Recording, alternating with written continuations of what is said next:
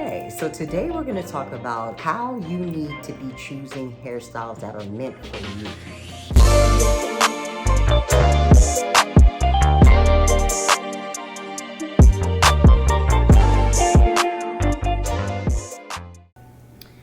The first thing you need to do is choose your hairstyle based on your hair density, how thick your hair is and how full it is naturally.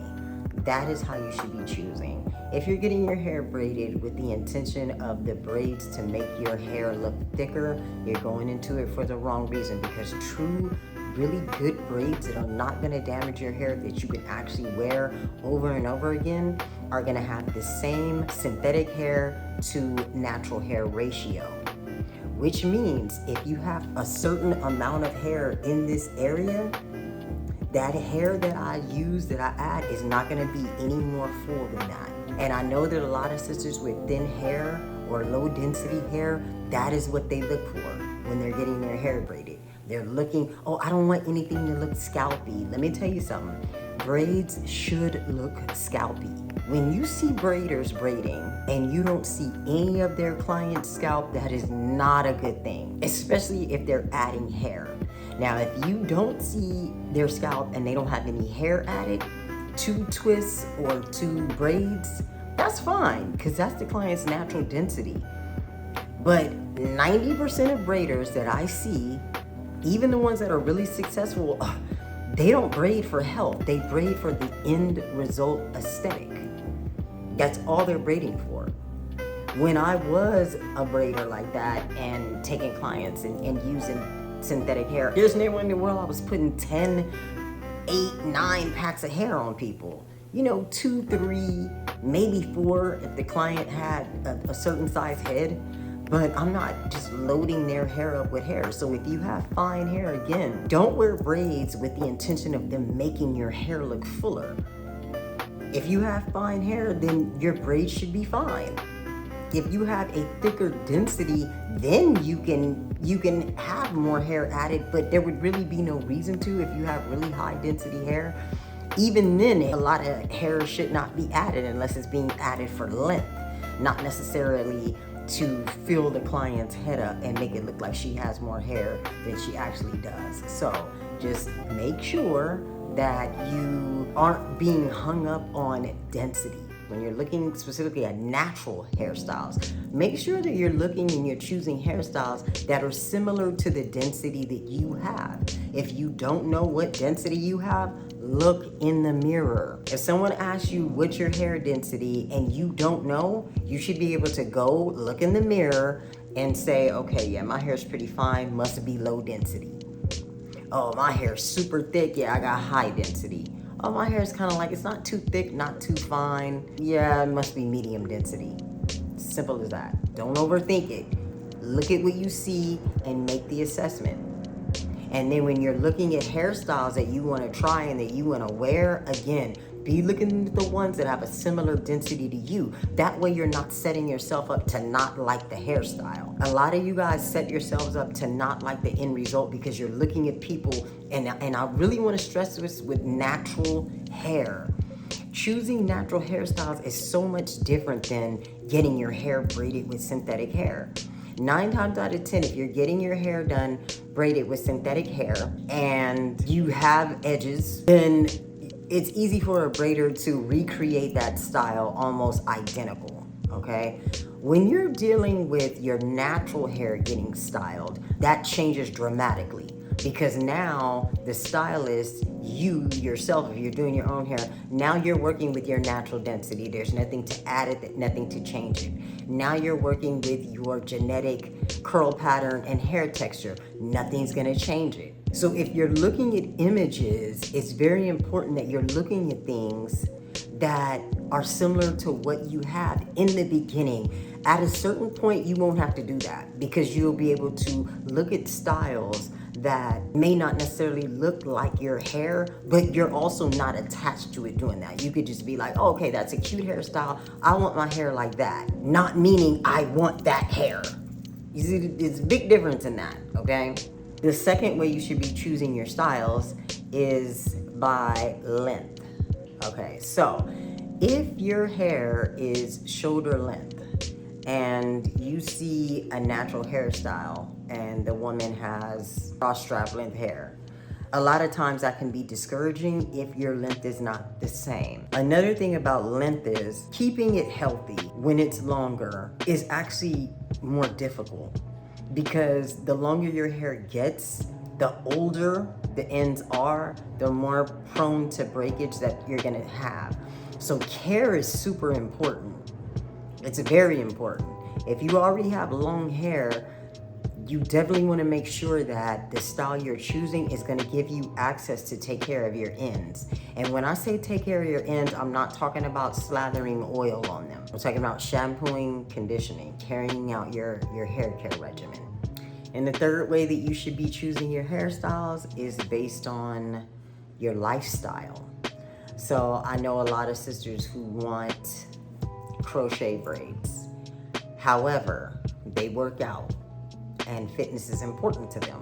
When they work out, they sweat. If you sweat a lot, crochet braids, in my opinion, don't make a good option, because you can't really clean your hair. There are some things that you can do, like use witch hazel, get a cotton ball and kind of like go in between the braids. I have recommended that. But a true thorough cleaning is necessary when you are very physically active and you're sweating a lot. It's best not to wear long-term protective styles where hair is added.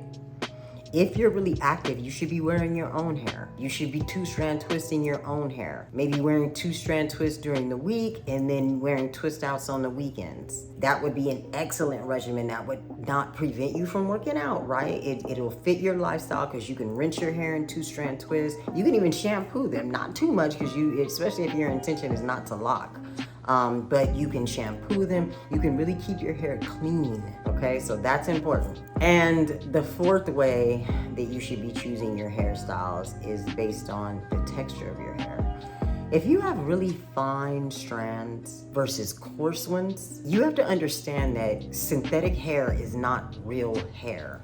Kanekalon braiding hair is not hair, it's a fiber. And when you have finer hair, it is gonna be way more prone to damage from that fiber, especially if the braider is overpowering your fine hair, taking a small section of your hair and wrapping a whole lot of extension on it just to try to make your hair look fuller. It's never been a crime to have fine hair. That thought just came to my mind. So you sisters out there who have fine hair and you're always reaching for a bag of hair because you're not comfortable with it, I just really ask you to reassess that, because what ends up happening is it makes your hair even more fine. So I know I just switched, but while that was on my mind, I really wanted to say that. So if the braider is not conscious of how much hair they're putting on your hair and you already have fine hair, then that's going to be a problem. Now, if you have high density,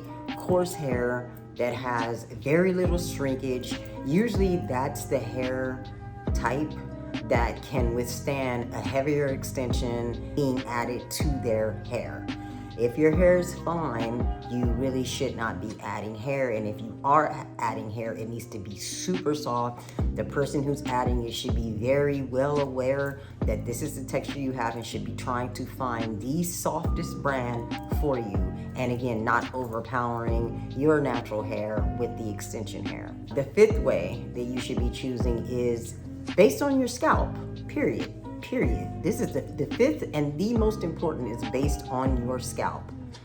If you have psoriasis, if you had any type of dermatitis, seborrhea, if you had any type of overly flaking, if your sebum production is off its normal way of producing, whether it could be higher or lower, you should not be wearing a long-term protective style.